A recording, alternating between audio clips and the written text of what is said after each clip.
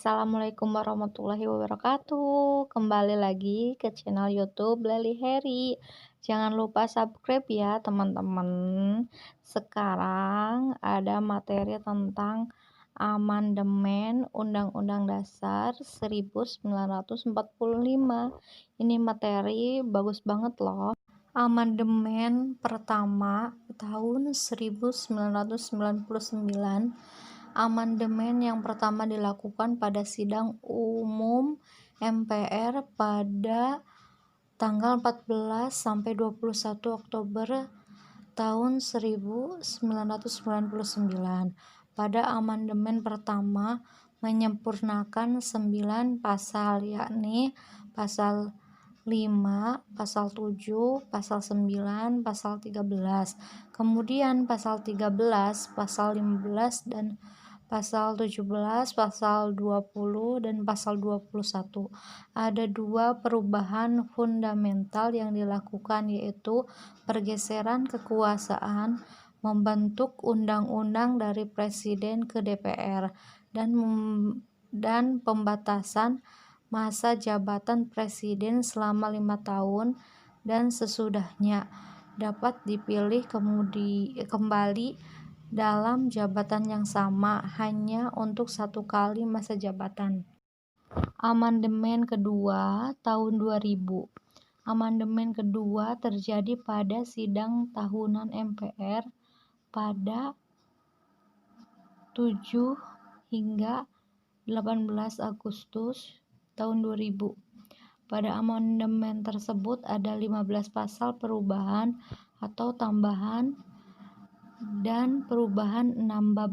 Perubahan yang penting itu ada 8 hal, yakni pertama, otonomi daerah atau desentralisasi. 2. Pengakuan serta penghormatan terhadap satuan pemerintah daerah yang bersifat khusus atau bersifat istimewa dan terhadap kesatuan masyarakat, hukum adat beserta hak-hak tradisionalnya. 3. Penegasan fungsi dan hak DPR. 4. Penegasan NKRI sebagai sebuah negara kepulauan yang berciri Nusantara dengan wilayah yang batas-batas dan hak-haknya ditetapkan dengan undang-undang. Kelima, perluasan jaminan konstitusional hak asasi manusia. Keenam, sistem pertahanan dan keamanan negara. Ketujuh, pemisahan struktur dan fungsi TNI dengan Polri. Kedelapan, pengaturan bendera, bahasa, lambang negara dan lagu kebangsaan. Amandemen ketiga tahun 2001.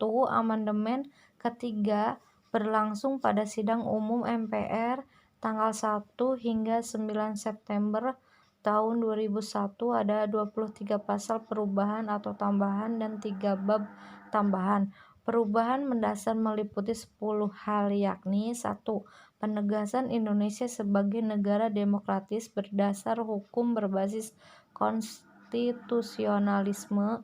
2. Perubahan struktur dan kewenangan MPR. 3. Pemilihan presiden dan wakil presiden langsung oleh rakyat. 4. Mekanisme pemakzulan presiden dan atau wakil presiden. 5. Kelembagaan Dewan Perwakilan Daerah. 6. Pemilihan umum. 7. Pembaharuan kelembagaan Badan Pemeriksa Keuangan.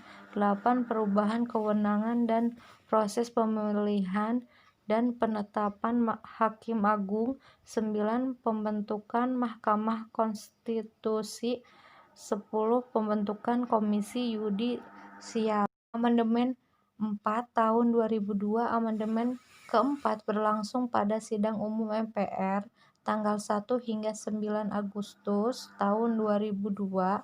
Ada 13 pasal, 3 pasal aturan peralihan, 2 pasal tambahan dan perubahan 2 bab. Itu saja yang dapat saya sampaikan. Wabillahi taufiq wal hidayah. Wassalamualaikum warahmatullahi wabarakatuh.